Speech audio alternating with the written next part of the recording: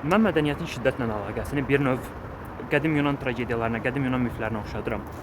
Taleyindən qaçarkən taleyinə qovuşmaq kimi bir şeydir əslində.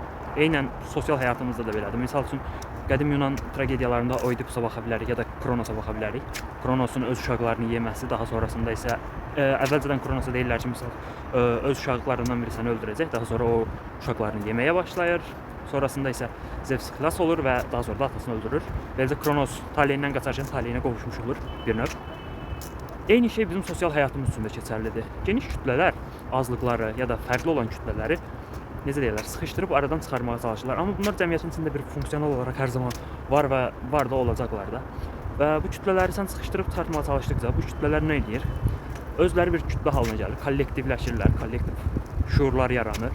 Daha çox radikallaşırlar, nifrət bərabərdir nifrət. Və sonrasında da bu günümüz yaranır deyə bilərik əslində.